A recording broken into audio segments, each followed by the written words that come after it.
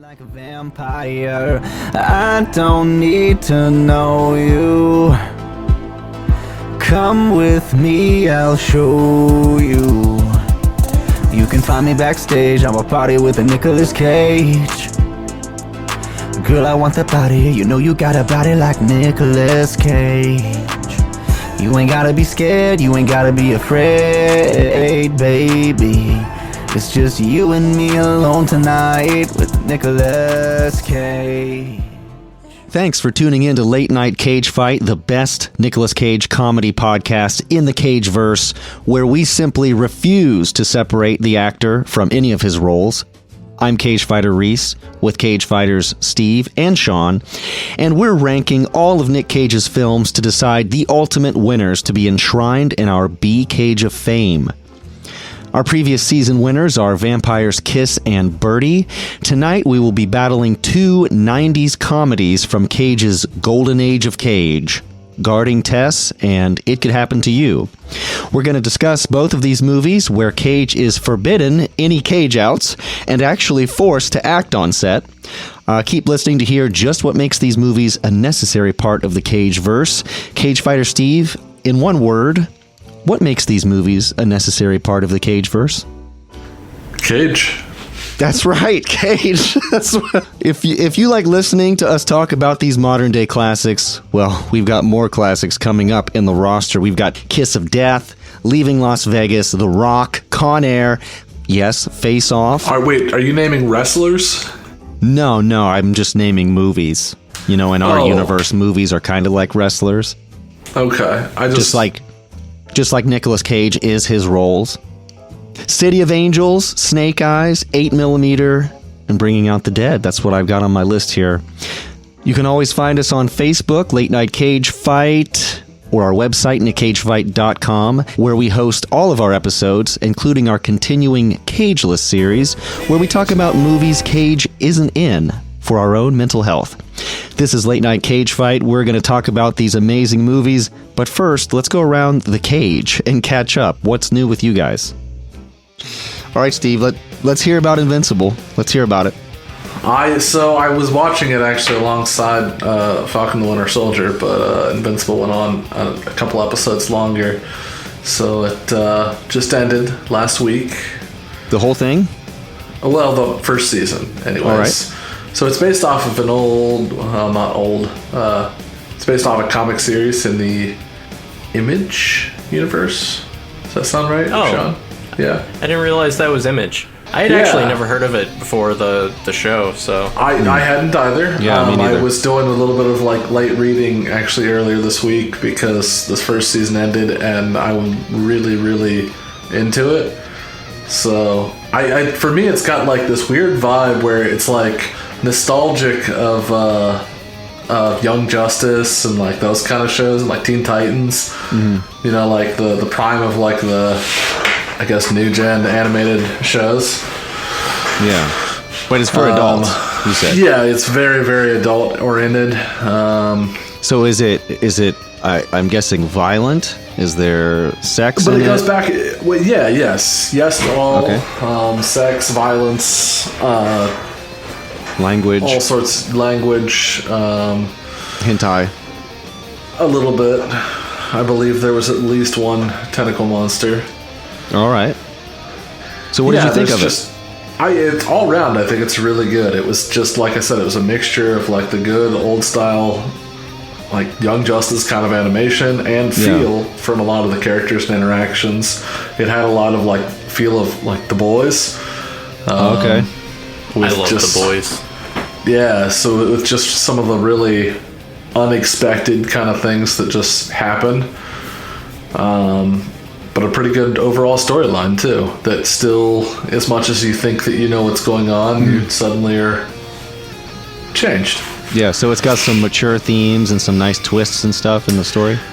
Yeah, and then reading up, there's a lot of elements of the comic. It's been running for quite a while, so I think that there's a lot of material to pull from as well.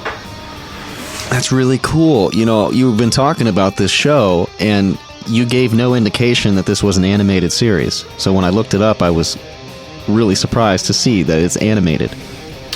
Yeah, I realized that whenever you text me that earlier this week. Yeah. All right, so we'll check out Invincible then, Shawn, right? Yeah, definitely. I'm definitely interested in giving that a watch. Awesome. So what's new in the Shawniverse? So I'm kind of going down a kaiju rabbit hole. Awesome. After Godzilla versus Kong, it got me in the mood to just start watching some old kaiju movies. So I started watching some of the old Gamera films on Blu-ray, and then I picked up. There's this box set that the Criterion Collection did that has all 15 Showa-era Godzilla films. That's right. On Blu-ray, and I've just been binge watching those basically. Yeah. And I think I'm a little bit more than halfway. I just started watching Godzilla versus Hedorah. Oh yeah. Hedorah is the sludge monster, right? Yeah. Whenever I see that vinyl toy for sale here in Japan, it's always expensive. Hedorah is like a really trendy toy to have. Really? That's interesting. Myself, I've always been quite partial to Gigan. Does he have the spikes? Yeah, he has like the curved spikes and like the cybernetic visor type thing. Oh, that's right. That's right. First of all, I did finish watching Demon Slayer on Netflix because that's all the rage here, of course. That the last movie, Demon Slayer Mugen Train, I believe is what it's called. I haven't seen that yet, but that's like the highest grossing movie in Japan now. That was one of the highest grossing films in the box office in America.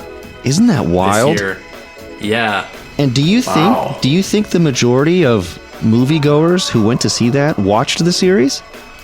Probably. Yeah. Especially since it was on Netflix. Did you see the movie? I didn't see the movie. I've still been kind of hesitant to go out to the theater. Sure. But yeah, I mean, I wasn't. I had seen some clips from the movie. I think some pieces of the trailer, but I didn't want to watch too much because I was watching the series, and I didn't even know where it fell in the series. I didn't know if it was like way after or during the events of the show or what. Until I finished the series, and now I can see that it picks up where the series ended. Yeah, they lead right into it. I think from what I remember, there was a teaser at the end. Yeah, but Steve, I highly recommend it. I know it would be a show if we were kids and this was coming out, we'd be all up in it. I feel like I've seen like advertisements for it, and I've always thought like, man, I really want to watch this. I haven't started it yet. I know as soon as I do, I'm gonna get hooked. Yeah, it's a really, really interesting series. Like, I didn't really think much of it when I first heard of it because I was just like, oh, Demon Slayer, like, right, yeah. It just sounds haven't heard that before. Yeah, but and it's a Shonen Jump. Yeah. It's a Shonen Jump series, but like it has a lot of horror overtones to it, which is something really unique to Weekly Shonen Jump. Like, their stuff tends to be a lot more lighthearted usually, but this series just has this kind of like sense of dread to it.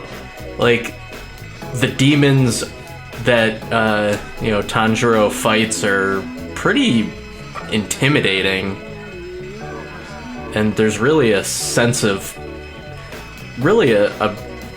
a sense of gravity and stakes to what's happening. Other thing I want to say, you guys have anything else on Demon Sluts? No. All right. I have to tell you guys this as well. There is a book publisher called Third Edition. There's anime spider titties too. There is a book publisher called Third Editions, and they write almost kind of scholarly books about Japanese video games specifically. And they're really well known for their Final Fantasy series. They had a hardcover release for 6, 7, 8, and now 9. And in the newest one is 9. Final Fantasy 9. Basically, the story about the production of the game and also the plot of the game. It's basically like an insider's guide to the entire game. And I did the Kickstarter, and I got the book dedicated to my grandparents. So if you buy that book and open it up, their names are in it for the dedication. So check that out. Nice. Grab a copy. Steve, you can get a copy from my grandmother because I sent her a few. Okay. So that was something I wanted to do for them. If she leaves it out in the farmhouse, it's pretty much mine anyways, so... Thanks. Anything that's left at the farmhouse that's mine, Shawn, Steve steals. Yeah. Are we ready to talk about guarding Tess?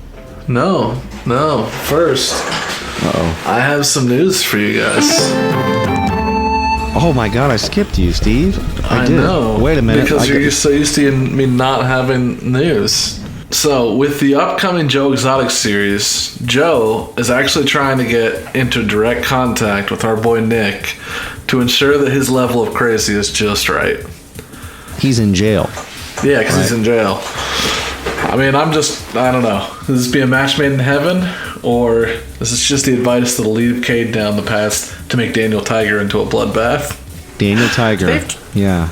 Do they have Twitter in jail? Yeah, he's made sure to keep apprised as to what. So Nick's not the only one, right? There's another adaptation of his character. I don't know. That somebody else is doing, right? I don't know. I don't really pay attention to anything that's not Nick. Yeah, right. But apparently both of these actors he's trying to get into contact with because he wants to make sure that they do him justice. Yeah, because if they do it just right, he may get his sentence commuted. Right? They may let him out. That's right. And then he'll finally be able to take care of that bitch Carol. What else we got? So I saved the better piece of news. All right. So you guys are familiar with the Godzilla vs. Kong movie? Yeah, I haven't seen it yet. Familiar with the director, Adam Wingard? I'm not. Unfortunately. So he is actually... Oh, I'm sorry. I very much don't like that man because he made the terrible Netflix Death Note movie, which harmed me personally in my soul. Shall we begin? That's true. But he's trying to make a comeback for that.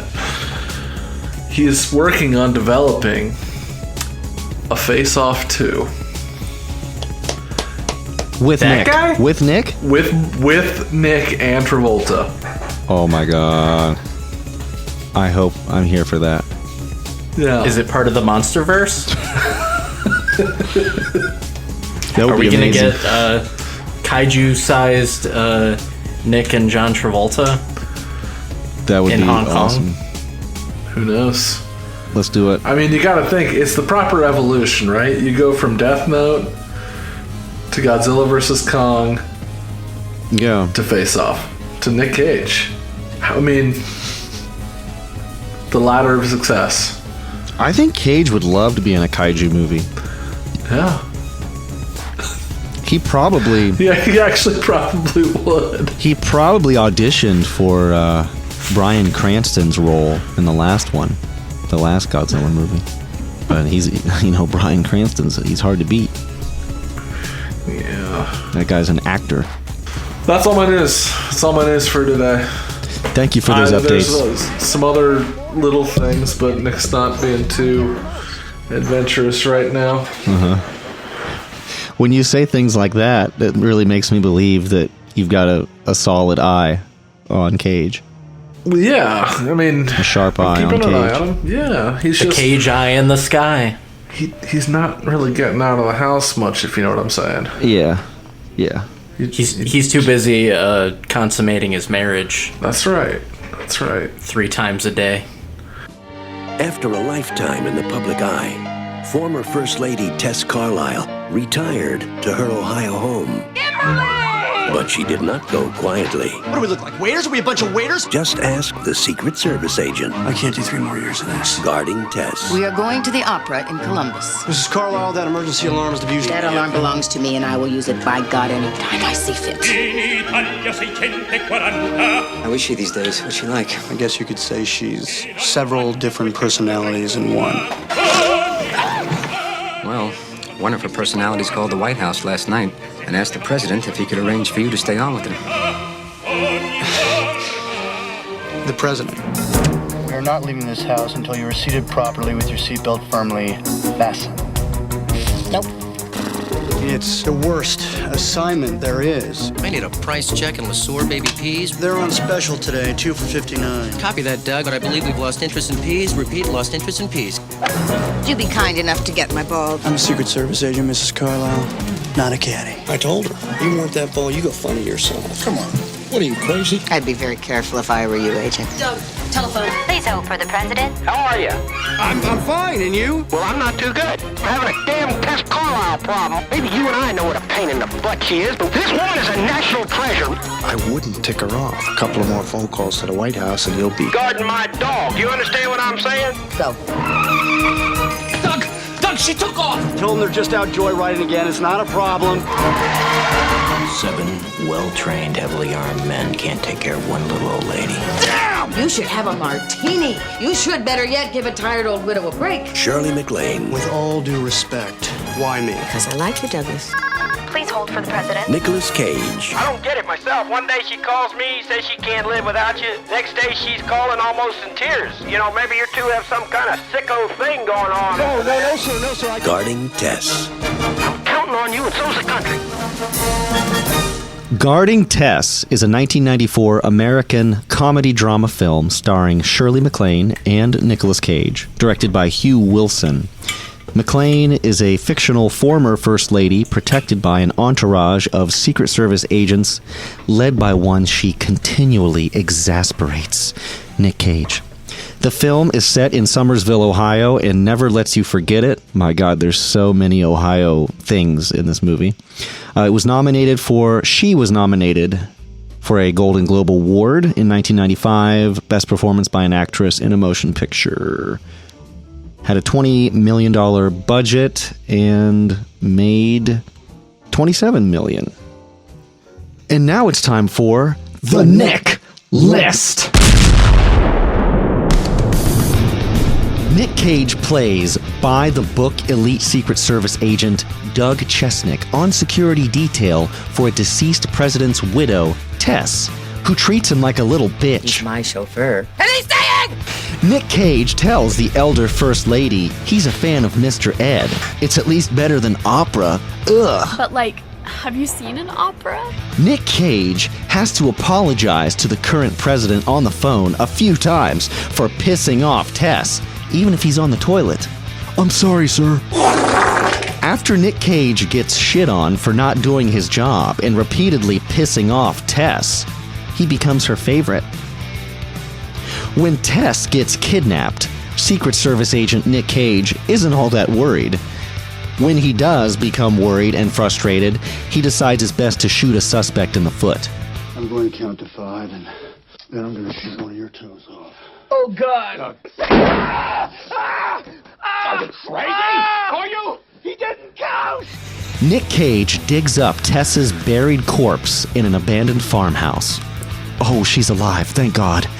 She's saved, only for Nick Cage to realize he was the one who was trapped all along, and now that he's the hero, he will forever be enslaved to Tess for the rest of her life. That last part was a joke. But I mean, I figure he's going to be working for her now forever, right? It just got so real. It was so real I couldn't handle it. Yeah.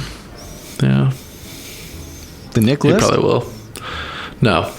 That movie turned into Zero Dark 30 real quick. Mm-hmm. I was waiting for it to become a what's that movie with the 300 guy? Olympus 300. I was I was waiting for it to become a Die Hard movie. I was just waiting for it. Waiting for anything. Yeah. What did you guys think? I mean, come on, Nick Cage was in this. He was the star. I know you loved it. He had a good Cage out. Which Cage out? When he shoots the driver's foot? Yeah. Yeah, that was probably the best scene. Let's be honest. I felt like Cage was forced to act in this. He did a good job. He played the role well, and was probably told to, tone it down a little bit. You do the safe picture, and then you do the art picture. This was the safe picture. I feel like he brought in the same energy that he brought to Vampire's Kiss. Okay. But I feel like it's exactly like you're saying. Whereas in Vampire's Kiss, they let him run wild. Mm-hmm. In this, he brought the same energy, but they leashed him. Yeah. And I think that helped the movie, at least for what they were going for. Yeah, that's probably true. It did make him feel very out of place in a lot of times, though. Even in the calmer scenes, you could tell that he's holding back the whole time. Mm-hmm. Oh, yeah. Which I guess kind of can work to the character a little bit, but I think it would be funny to compare the way he talks to Shirley MacLaine, the elderly woman in this movie, versus the way he treats old people in Bad Lieutenant.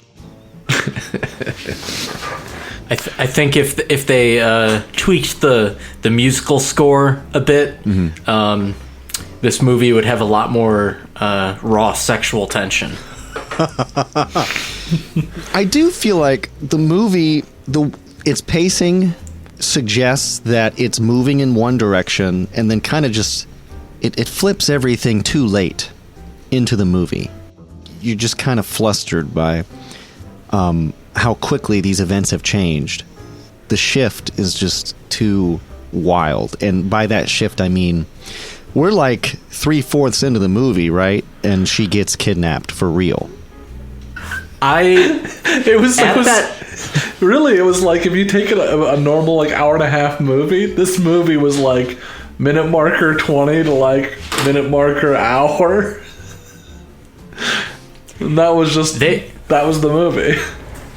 So this was pretty much my reaction to that whole scene at the lake. Mm-hmm. Just to recap, she requests that she wants to go. What was it? She was painting in front of the lake, and Nick's character was the only one that she wanted to come. So it was Nick, Tess, and the driver. Right.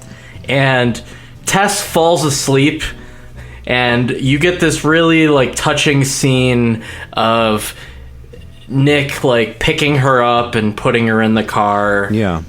And then it's just like, oh shit! The driver was a sleeper agent the whole time. Yeah. Yeah, and it's amusing because she had engineered her own escape with the driver earlier in the movie. So it's easy to assume that she's just doing that again. It's her idea to escape. And of course, Nick Cage, his character, I think automatically assumes that that's what happened, and it will quickly be resolved. It's a little too late, right, when he starts to realize that, oh shit, she may have actually been taken hostage. So on the whole hostage note thing, I mean, just to put this into like reality a little bit more, the drivers, the personal chauffeur of like a number of years, to the former first lady, his siblings his sister, I believe, and her husband, who both live close enough. Oh, I'm sorry. No, this is Ohio. They live in the camper out in the middle of nowhere. They're inbred drug addict hillbillies, and yet, I mean, how did he ever get through any clearance to be the personal chauffeur for the first lady? Yeah, and Nick accuses him throughout the whole movie. Right. Yeah. And fires him at one point, which just goes to show that he knew what was going on all along. Yeah, it was like Murder, She Wrote with Nicolas Cage. That's what I thought. I did think this was a romance movie at a few points, though. Yeah, between Nicolas Cage and Shirley MacLaine? Yeah. Yeah, I think it approaches that. Yeah, that's what I'm saying when I say it's like minute marker 20 to like an hour. That was like the big romantic scene where like they realized that they didn't need to fight and they actually did have feelings for each other. So like after that, they went back to the house and finally moved on to the climax. Do you think this movie was made for older people who fantasize about having relationships with younger people? With Nicolas Cage? Maybe. Yeah. Then. I would love to party with Nicolas Cage. Me too. Yeah. Every day. Every day. This movie just reminded me of a subplot in The Boys when one of the main characters gets in trouble and gets sent to an assignment in Sandusky, Ohio. Oh, yeah. Because Ohio is just the go-to place for shitty assignments. Yep. Yeah. Well, that's our state motto, right? Welcome to Ohio. Now you're stuck in Ohio. Mm-hmm.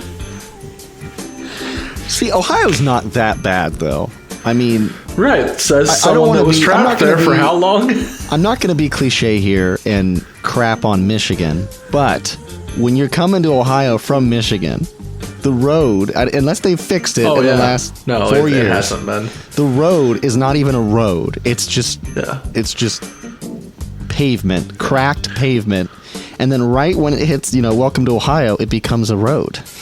We still laugh about that because my wife always falls asleep whenever we go to the markets in Michigan. She'll fall asleep in the car, and then suddenly the car will start. She'll wake up and she'll be like, "We're in Michigan now, aren't we?" I'm like, "Yep." They actually fixed it with the tax money from the legal marijuana. Oh, perfect. That's true. They got that going on. Come on, Ohio. Yeah.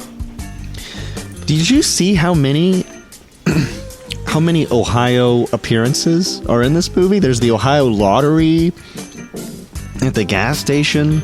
There's a Ohio map on the wall in the kitchen. Ohio is all over. Yeah. Represent. Yeah. Go Buckeyes. I'm surprised we didn't hear that. Go Buckeyes. I also thought it was funny how when Nick Cage's character, Doug, he calls the local police the first time she's gone of her own accord because she's hijacked herself. And he calls the police, and they all have a southern accent. A lot of people in Ohio do, especially southeastern Ohio, but it's funny to me, set in Ohio. So, yeah, we're out in the country in Ohio, so we've all got a southern accent up here. Where's Summersville? Is it real? I've never heard of it. Isn't it? I guess we should have looked it up. Yeah, I think they said it was. Assumed you knew. Didn't they say it was near Columbus? Well, I think she went to Columbus for an event, but yeah, I guess it would make sense to be near Columbus. Yeah, it's next to the cornfield. Can we talk about Shirley MacLaine? I thought she didn't look that old. Really, I thought that she, if they had changed her hairstyle, she would look a lot younger. But maybe that's just because we're getting older. I don't know. She's too old for Nick. Yeah. Somerville is actually north of Cincinnati. It's like between Cincinnati and Dayton. Oh, is it? The population was 281 at the 2010 census. I mean, I guess that kind of makes sense. Yeah. Why when she goes to the grocery store. Yeah.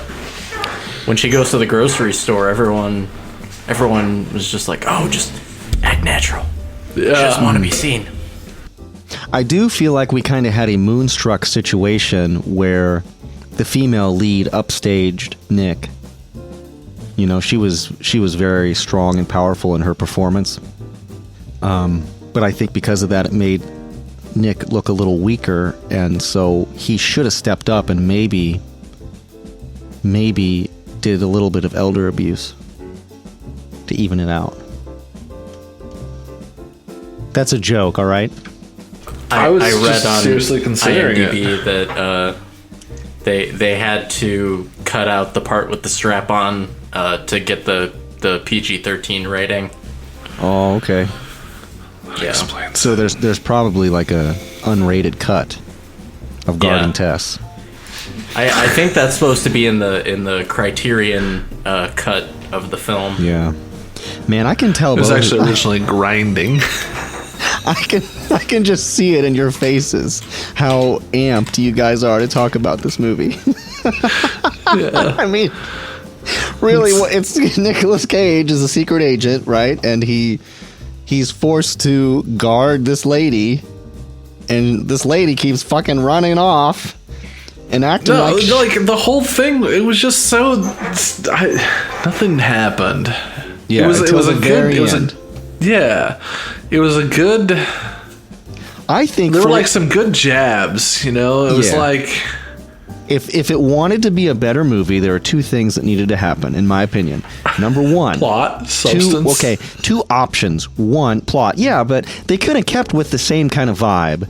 And instead of having she gets kidnapped and we have like a real mystery, it's more about those characters and their relationship and maybe figuring out who they are as characters. Right. More of that. Like, oh, maybe it is okay for me to date older women. And or closing up literally any of the holes. I mean, there's all of this relevance to like her husband and you know these people that served at this time and like her connection, her lack of family. You know, none of these things ever truly get like addressed. Yeah, one of the best scenes is actually with Shirley MacLaine and her son who comes to visit. I thought it's a very short. Her son comes to visit and she's excited to see him. She hasn't seen him in so long, but he's all this whole reason for meeting is he's trying to convince her to give him money for some kind of business project, and you can just see the disappointment in her eyes. Yeah. And I was like, yeah, this is great. This is a great piece of acting right here. This could have been the whole movie, really. Just put Shirley MacLaine and and her scenes with Nick were all right, but you could just, I believe I could see Nick Cage. You could see Nick Cage was being limited. Yeah. You know, I could see in his eyes he wanted to come out and come alive. He wanted to become the Nicolas Cage of Mandy. But instead he had this is a movie for older people. So he did not have the battle axe available. No. Although Nick and Shirley MacLaine, they did become really great friends throughout the filming. Though. Did they? Well, let's wait a minute. Let's wait a minute for that because I want to finish because I said there were two ways to make this movie better. Oh, okay. The second way would be if it became like a Die Hard movie from the very beginning, and she basically is like, Nick, I'm going to kidnap myself, and there's nothing you're going to do about it, little boy. And so she hires terrorists to kidnap her, and they have to fucking fight off a terrorist military, an armed, with cigarette lighters, an armed unit. Yeah, that was just the first thing she says. She's been stuck in a hole for I don't know how many days, right underground, and they dig her. Nick Cage digs her up and gets in the helicopter, and she says, "How long did it take you to figure out the cigarette burns?" Because I'm a murder mystery writer. What like a roundabout way to kill somebody though? You're gonna get like a Lost style hatch and just like put her in it. You put in the numbers, the 4, 8, 15, 16, 23, 42, and then you just bury it and And then Yeah. you just like sit in a rocking chair and just like chew tobacco and Maybe that was it. They just got done watching Lost. That's how we're going to do it, honey. We're going to get that first lady. Well, okay, all right, Steve, tell us. I want to know. I don't know anything about the behind the scenes, and I'm really excited because, you told me about Cher, and then, we know Nick's past with his other coworkers has been kind of rocky. Valley Girl, right? That was a difficult relationship. Also, there was Peggy Sue Got Married with that lead actress that turned into a lawsuit eventually. So let's hear about Shirley MacLaine and Nicolas Cage. What can you tell us? Well, they actually became great friends. They did have sex. With animals. What? They actually co-adopted many animals together. They had a ferret named Whiskers and a zebra named Mr. Zed. All right. They apparently adopted together. I don't really know what that means. This is a celebrity thing, so don't worry about it. Just keep going. Yeah. You'd understand if you were an actor, Steve. It's Republican shit. If I was important. Yeah. It's how they dodge taxes. So Shirley MacLaine never said anywhere, Nick, stop talking that way. I don't like his accent. Can you make him can you please make Nick a little bit better of an actor here? None of that. No. That's good. Yeah. That's good.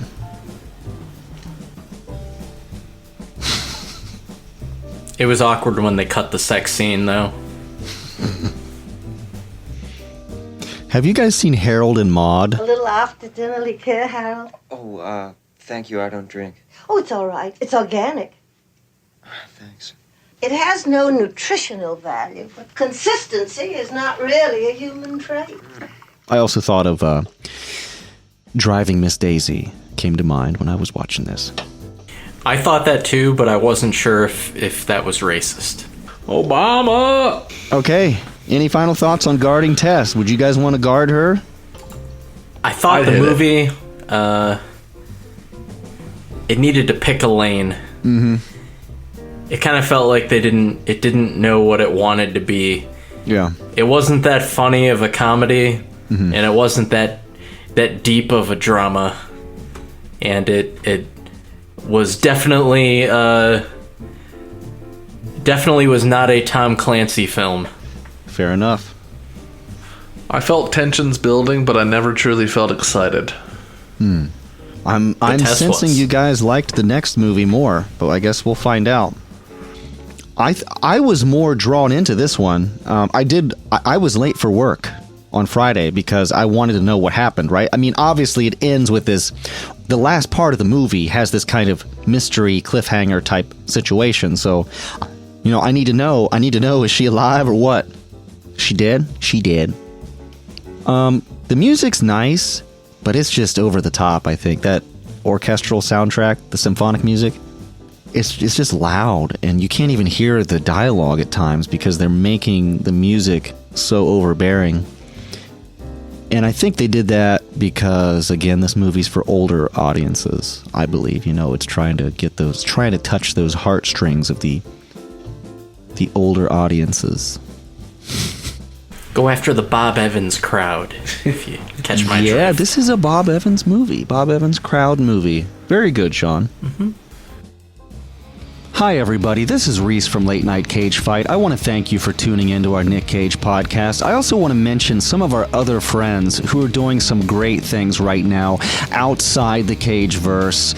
There is a wonderful Brady Bunch show called The Brady Bros. 3 guys, Zach Walsh, an award-winning filmmaker and legally ordained minister, and his brother, John Walsh, and David Koenigsberg are hosting this amazing watch-all of the Brady Bunch media in chronological order, and discussing each installment on a weekly basis. This includes the Saturday morning cartoon The Brady Kids, the Brady Bunch Variety Hour, the hour-long drama The Brady's, the movies, both theatrical and otherwise, and just everything Brady Bunch. It will probably take them years, just like it's taking us years to watch all of the Nick Cage movies, and that's what makes us family, right? Their show is honestly perfect for everyone, even people who have never seen the Brady Bunch, people who hate the Brady Bunch, and people who, I guess, are fans of the entire Brady empire, if you're out there somewhere.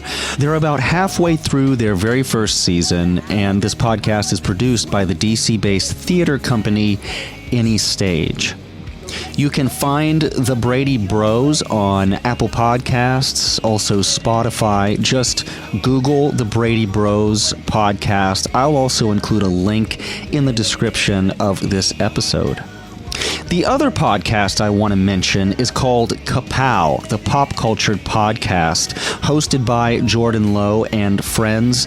Kapow, the pop cultured podcast, is a lively podcast discussion about comics, television, film, and everything else making waves inside fan culture. You may recall we did have Jordan as a guest on Late Night Cage Fight discussing WandaVision and giving us his expert comic book insight. So go ahead and check that episode out. And if you'd like to listen to Kapow, you can find them at kapow.podbean.com. Again, that's Kapow, the pop cultured podcast. Finally, if you haven't seen on Facebook, we have new stickers. And we're going to tell you how you can get your very own Late Night Cage Fight square sticker for free. And you can go ahead and just skip to the end of this episode if you want to find out more. And now we're going to discuss our second movie of this episode, It Could Happen to You. Well, the lotto jackpot has grown to over $64 million. It all started with a lottery ticket. You got the numbers wrong! Wrong? An honest cop. And a waitress. Probably you've had good luck your entire life, which is the opposite of me. In the middle of a very bad day. You just don't have enough for a tip. I'll live. Lottery ticket? If this ticket wins, I'll come back tomorrow and split the proceeds. And if it doesn't, I'll still come back and leave you a tip. What do you think? I think I'm never going to see you again. What happened next? 64.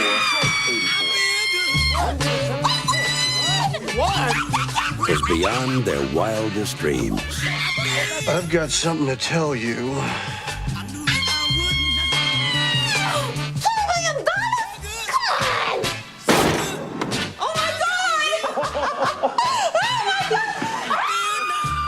This is a story of money. Why didn't you stop at half? Why didn't you just give her all the money? Would you get off my foot? The things it can buy. Just a quick stop at Tiffany's, darling, and I'll be born again. And the one thing You're doing great. it can't. Oh, no. TriStar Pictures presents It's nice to meet somebody who you can just talk with, and hang with. This lottery thing, it's from one day to the next. It's like you become this other person. Ladies and gentlemen, I just won the lottery, and tonight's ride home is on me and Miss Yvonne Biazzi. Should put you in a straitjacket and take you to the loony bin. Nicolas Cage. It's like we're on two different channels now. I'm CNN, and she's the Home Shopping Network. Bridget Fonda. It's like a fairy tale. Rosie Perez. Woman with the heart of gold. It could happen to you. Let's talk about It Could Happen to You, but God, I hope not, with the Nick List. Nick Cage is now a good cop named Charlie, living in Queens, without a New York accent. And his life is narrated by Isaac Hayes. That is awesome. Nick Cage is married to his high school sweetheart who lives with him in Queens and has the worst, most over-the-top Puerto Rican accent ever. Am I right? The fact is that I specifically told you our anniversary. And to anybody who has any sense in their head, that means that they think I'm happy. Oh, is that what it was? I thought she was supposed to be like a Jersey girl. I'm pretty sure Puerto Rican. Oh, because I always see like like Boston girls. That's what it is. Sorry, like the No, I mean they live Boston's in Queens. The worst. There's just a lot of Puerto Ricans. It's a Puerto Rican thing. Okay. Nick Cage is a good cop. He plays stickball with the neighborhood kids. Can you tell he's a good cop? Gosh. At the cafe, he flirts with the waitress, Yvonne, played by Bridget Fonda, who's having a bad day. I mean, she can't even afford to get a divorce or macadamia nuts. But he doesn't have cash for a tip. So he promises her half his winnings if he wins the lottery. Like he's actually going to win the lottery, right? We return sports with Larry Lipton. That's unbelievable. Nick Cage realizes maybe winning $4 million in the lottery isn't all that great. People get jealous and they treat you differently. Oh well, time to be Batman and save the Korean grocery store from armed robbers. He takes one of them out with a can of beans and tackles the other one through the glass door. Come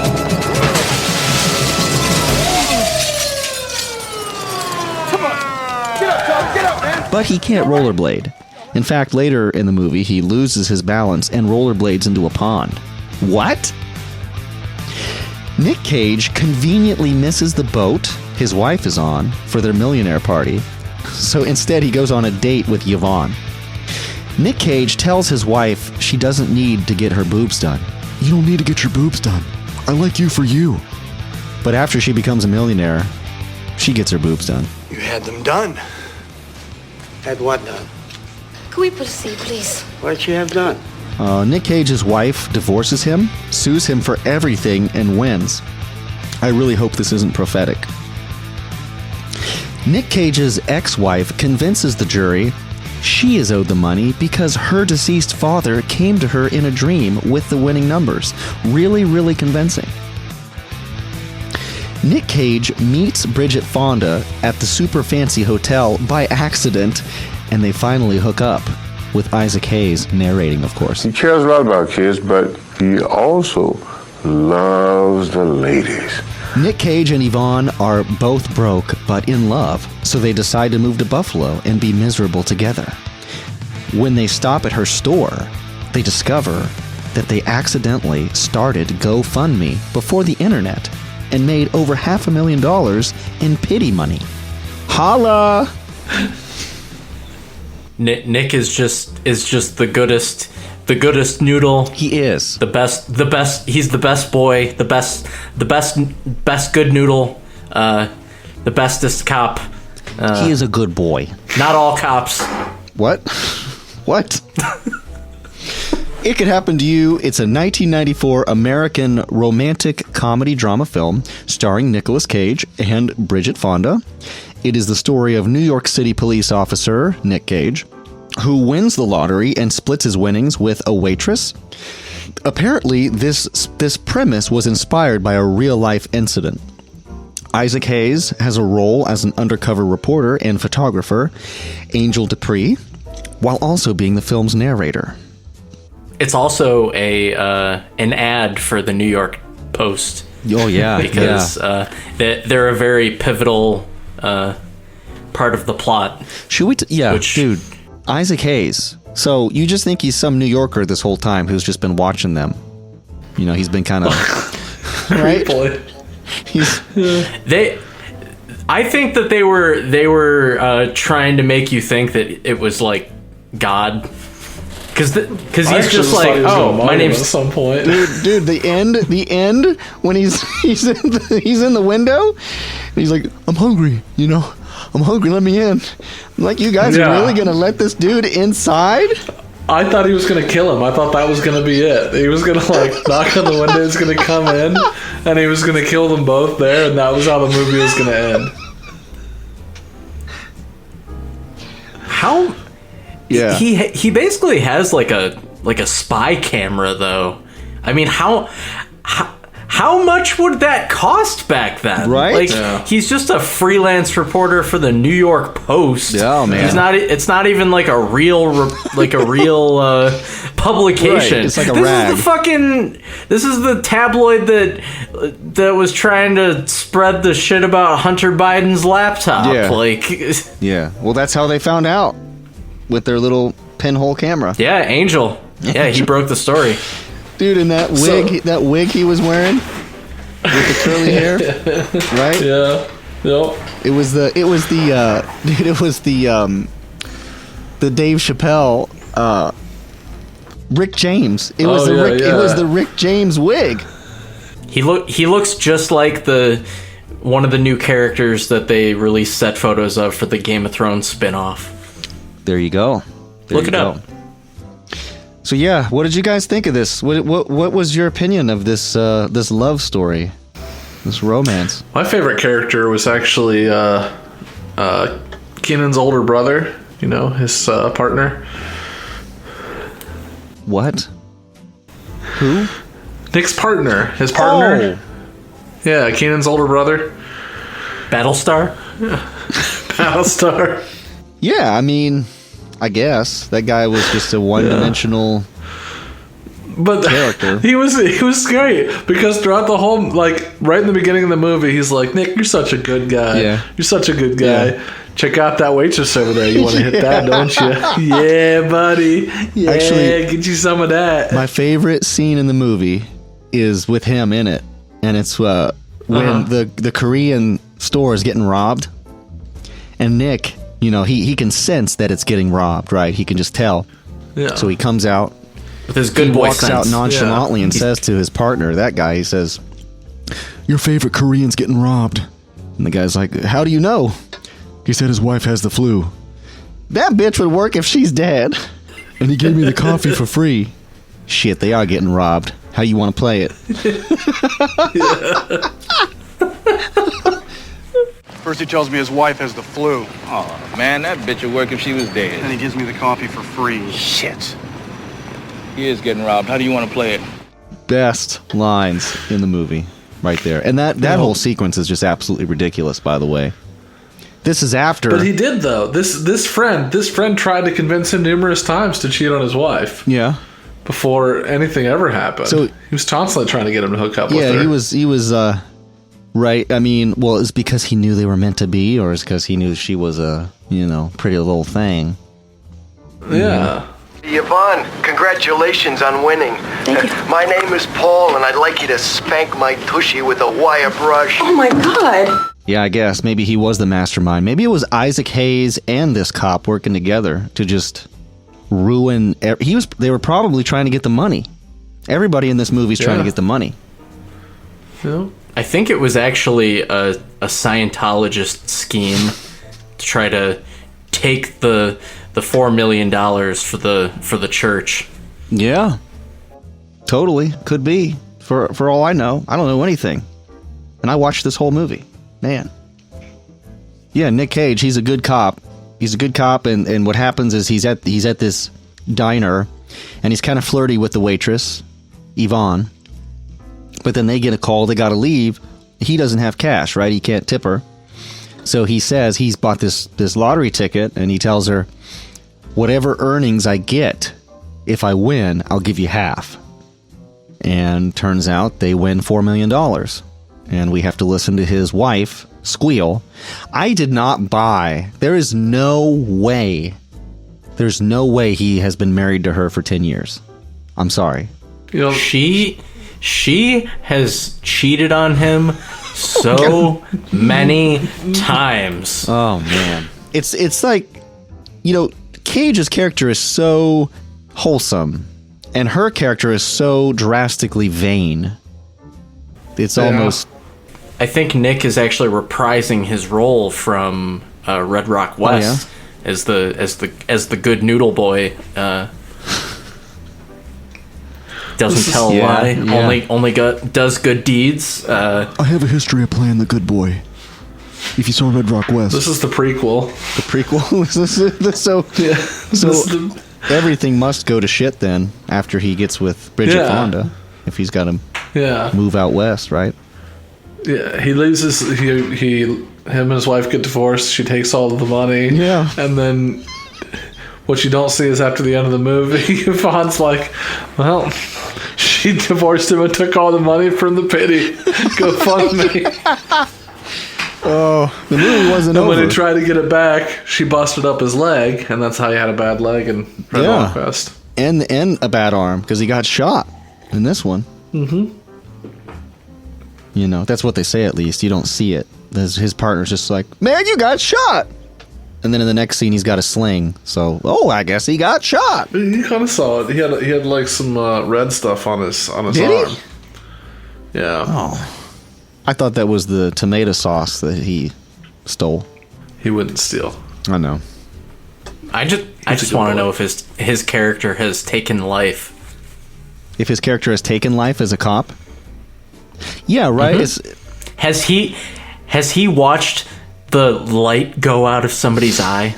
How can he be so clean, so cleanly wholesome as a cop in Queens, New York City, for so long? Yeah, I mean, is it even possible to? Right? I think that eventually they would just kick him off the force. You know. Yeah. Look, I can't tase him. He's a good man. Frank. And then his partner gets killed. So for me, I watched this movie first, and then I watched Guarding Tess. Yeah. Which made the final line of Guarding Tess much more enjoyable for me. Mm-hmm. When she said, so you finally got to shoot somebody.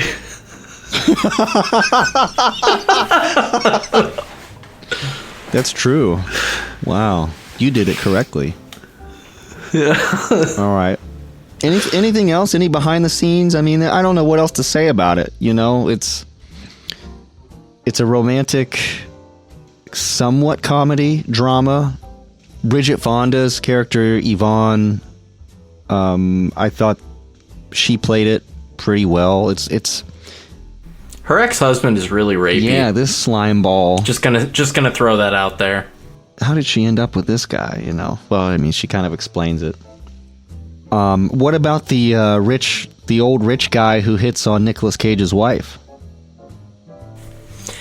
If you look closely, that's actually the same character as the sheriff in Red Rock West. Shut up.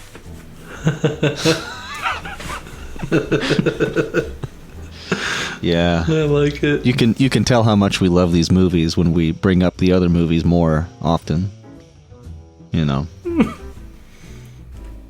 I think that the court case in this movie sets a very dangerous precedent in the state legal system, where they can claim a spirit was the cause of a. Yeah. I don't know. I don't know if that hold up in court. Apparently it worked for her. So, yeah, I mean, in a nutshell, what happens is Nick wins $4 million. He already told this waitress, Bridget Fonda, he'd share his winnings. He goes there to the diner and reveals to her that he's going to give her, well, it kind of gives her the choice to choose without knowing that he actually won. He said, I can either give you a tip or I can give you, what I won. She's like, well, give me what you won. I know it's nothing. Ends up being $2 million. So then they have this sequence there where everybody's partying, they're cheering, and you think it's going to turn into a musical or something. And her boss was memorable. That guy, kind of a douche. Every time she messed up, he would take it out of her paycheck, right? And then Charlie's wife, Muriel, is unhappy that he's giving half of their winnings away. And then he starts to have kind of more than a friendly relationship with Yvonne. And that all of that is then used by Muriel as ammo to divorce him and make null and void all of the winnings for them. That she should have full access to that money, sole access to it. She ends up winning. And then, you think the moral of the story at the end is, well, love conquers all. It doesn't matter. Money doesn't matter as much as love. So, because they're going to move to Buffalo, Nicolas Cage and Bridget Fonda's character, Yvonne, and they're just going to elope and be poor, but happy because they're in love. But when they go back to the restaurant, they've gotten all of this money through the mail donated to them because they've become folk heroes. They've become pop culture icons now through this story, and people just they love their affection for one another and think that they deserve to be rewarded for that, and it ends up being this really nice, touchy-feely feeling in the end. Were you touched by it, Shawn? I was just touched by that the Rupert Murdoch empire could make that happen for them. Yeah, and Isaac Hayes' character's name's Angel, so we could even call it Touched by an Angel. See, I think they named him Angel because they wanted you to think that he was an angel. Yeah, right. But it was misdirection. So I have two interesting casting possibilities for this movie. Yeah. One is that the initial phase of this movie was actually titled The $2 Million Tip, and it was actually supposed to be starred by Arnold Schwarzenegger instead of Nick Cage, but he left to do Last Action Hero. Oh, man. And left our boy Nick here to pick up what he left behind. So, but on the Yvonne side, it was originally Madonna. Okay. Before she turned it down. Yeah. She's like, I can't work with Nick. Bridget will do it. It was probably, it was still Schwarzenegger. If it had been Nick, nobody would have turned it down. I know, right? Yeah. Especially in a role that is willing, because if they're willing, Nick tends to be a little less rapey. What'd you think of a Cage Fighter, Shawn? Were you into it? I thought for what it was entertaining. Right. I did think that when they lost the court case, I was just like, oh man, it's like you made the wrong choices in a video game and you get the bad ending. But then it was okay. Yeah. So that's it could happen to you. You know. So you do know this movie is based on a true story, right?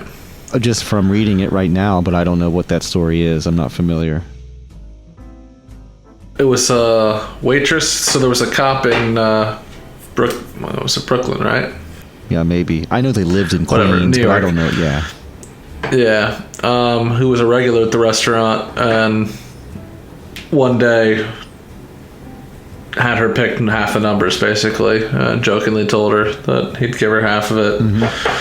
He won $6 million, gave her $3 million, but in real life they were both married to other people and not miserable. And not looking for an opportunity to, hook up. Yeah. Boring. I'm just gonna say that, if it was any other guy besides Good Noodle Nick, then what he was doing would have been pretty sus.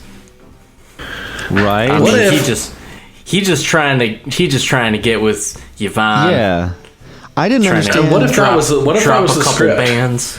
Maybe the original script really was that they go through and they do the same things, but there's none of the sexual tension, and Nick's like, okay, hear me out. What if I hook up with the bartender or with the waitress? Like, why, Nick? I'm just saying, what if? Yeah. Is that a quid pro quo? I just remember thinking, he had convinced himself that he needed to tell her. And his wife was saying, no, just this once, don't do it for someone else, do it for us. And I just thought, is it really that big of a deal? I mean, you don't live in a small town. Is it just you didn't... Yeah, I mean, you said that you'd give her half of your winnings, but the difference is what you're telling me, Steve, is in real life, she picked the numbers, or half the numbers. Yeah. But that wasn't the case in the movie. Right. She had nothing to do with the numbers. And he was also a regular at that restaurant, too. So I feel like... So he knew her well. Okay, true. Yeah. So it would have come out, yeah. Well, in real life, though, is what I'm saying. Okay. In the movie, he didn't. That's right. That was the place he had never been. It was his first time in there. Yes, thank you. So he could have just given her, a couple grand to be nice. Yeah. And that would have made like the BuzzFeed and everything else. Well, that's today. what he was going to do, though, right? That's what he was going to do. He did go in with the intention of that, but she like started telling him all of her story. I mean, let's just be real here. Let's just be real. If she was not young and attractive, would he have still been good on his word? He wouldn't have offered to tip her in the first place. He wouldn't have even been in the diner. Getting with her was the goal the whole time. Come on. That's what I'm saying. If she hadn't have been that, he would have just left. He would have been like, we're cops. It's coffee. Fucking deal with it. Right, yeah. It's New York, bitches. Yeah, I'm sorry. I'm not going to give you a $1 tip for a cup of coffee. I'll come again sometime, all right? I'm a cop. I got more important things to do. Thank you. Oh, but it could happen to you. It could happen to any of you at any time. That's right. That's right. Except with Dogecoin instead of lottery tickets. That would, that would be the modern to the day. moon. I'm going to put $2,000 into Dogecoin. And whatever I have in a month, I'm going to give you 50%. But it's going to be crypto. And you're going to have to share it on Twitter. I don't know what else to say about the movie. Anything else? All right, so this now is the cage fight portion of this podcast episode. Fight! We're going to find out which of these two classic Nick Cage movies will be enshrined in our B Cage of Fame. Right now, I am going to a website that I've never gone to before, a randomizer, to see which of us three will go first. Yeah, Steve, the Nicolas Cage randomizer has chosen you as the first to go and tell us which of these two movies should win this cage fight. So, really, if I had to choose, I would say it could happen to you. Yeah? So, like I said, the biggest issue I have with Guarding Tess is that it didn't feel like a complete movie. It felt like there were a lot of elements lacking, a lot of things that were left unanswered. And I also really liked the unstable... I liked the awkwardness of his character, I guess. And it could happen to you. It felt like... it felt like the actual character from Vampire's Kiss without, all the mental health issues. I will agree with that. I did get some Vampire's Kiss vibes, only not as many as I would have liked. Yeah, it's like the same awkward kind of guy, but, stable. All right, so Steve, it could happen to you. That's where I'm at. Okay. Shawn, you're next. I'd just like to say that the odds of winning the lottery are 1 in 292,201,338. So it's highly unlikely that it could happen to all of us. Yeah, exactly. So, false advertising. True. Yeah. I don't know. It could, not it will. Did you guys honestly like either of these movies? No. Yeah. I mean, neither one of them was like truly like, this is my top dollar. This is my bidding fight to go into. But these are two movies that your mom will be like, oh yeah, I know Nicolas Cage. Yeah, I like his movies. I've seen Guarding Tess. I've seen Cotton Club. Yeah. I don't know why you guys do this. I don't know why you guys get on here and say mean things about him. I love him, and it could happen to you with Bridget Fonda. That's really it. It was made. Both of these movies, I think, were made for a specific older audience, and did what they did what they needed to do, I guess, at that time, but they weren't particularly stand out. I don't feel like either of them pushed Nicolas Cage. I don't think either of these had any influence on the movies that he's about to do. The Face Off, the Con Air. I think really Nick Cage probably feels the same about his roles that we feel about the movies. We're kind of tired of this era. and we're ready for the real gold to shine. That's my opinion. I'm just not that big a fan of rom-coms to begin with. Yeah. Well, I think that's about it, Shawn. I don't think we have too many more coming up. But how many more rated R bloody thriller movies do we have? Quite a few. That was one piece of news that I left out. Apparently, Mom and Dad is coming to Netflix. Oh, Mom and Dad? Yes. So what did you choose, Shawn? Yeah, I thought It Could Happen to You was more entertaining. I thought Guardians of the Tess Galaxy was a little dull. Yeah. But it had some cute moments. Yeah. Well, you know what, guys? I chose Tess. I did. And it doesn't matter because you both ganged up on me and beat me. I mean, again. Tess, listen to yourselves. Both these movies are lame, hard to sit through. Cage is filtered. So I chose the one that's shorter.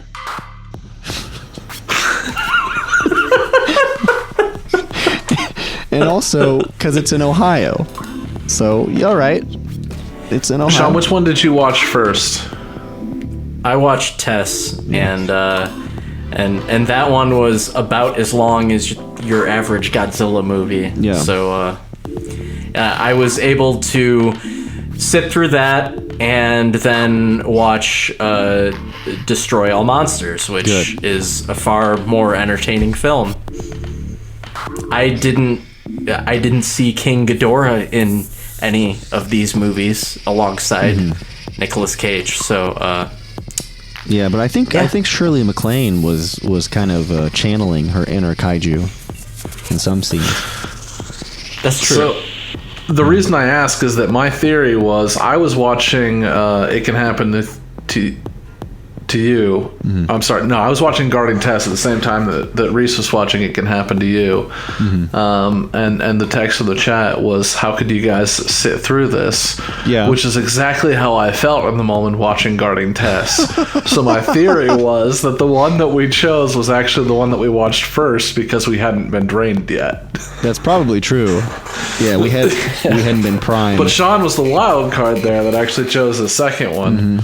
So yeah, I thought Shawn was gonna say Guarding Tess, but I did too. You guys defeated me in this match, and so our winner for the to fight for the battle for the B Cage of Fame is It Could Happen to You. I don't think that this has any chance in hell against the other movies that are coming up, right, Steve? Do you think it has a chance? I'll make sure to represent it in the season finale. So the next movie should be Trapped in Paradise, but we're actually going to save that for a holiday special because it is Christmas themed.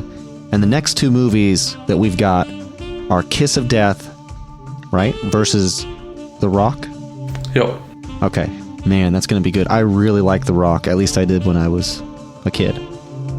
Have you seen The Rock? Man, I can't remember. I know I had to have, but because I know that you watched it a lot, and I remember seeing it specifically at your house, but I don't remember actually the movie itself. Yeah. Cagefighters, Shawn? Been so long. I loved him in Skyscraper. But have you seen The Rock? I have not. I'm actually really excited then. I'm super pumped. Yeah. Can you smell what The Rock is cooking? Yeah. Is it grilled cheese? It might be. There's a kaiju rom-com with Anne Hathaway. I remember. I haven't seen it, but yeah. Have you seen it? It's good. What's it Colossal. called? Colossal. Yeah. I thought it was a really cool name for a movie, and then I was kind of disappointed on the story. But I'm sure it's not bad. So do you want me to watch it, Shawn? I'd recommend it. Thanks for tuning in to this episode of Late Night Cage Fight. Stay tuned for more exciting episodes. We've got the good movies of the golden age of Cage coming up. Cage Fighter Shawn, Cage Fighter Steve, I appreciate it. Thanks for coming together to defeat me and guarding Tess. I pulled hard for that film, but in the end, It Could Happen to You. Congratulations. This movie's not going to have any chance to win our season finale, but oh well. Oh well, indeed. And we will see you next time for Late Night Cage Fight. Thank you very much, and good night. See ya.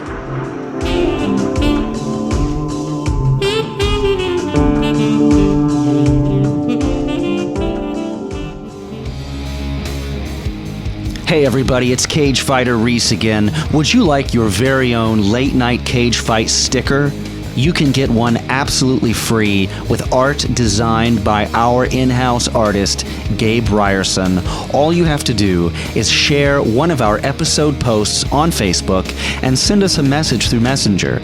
You can send us your address either through Messenger or via email, and we will mail you your very own Late Night Cage Fight sticker for free.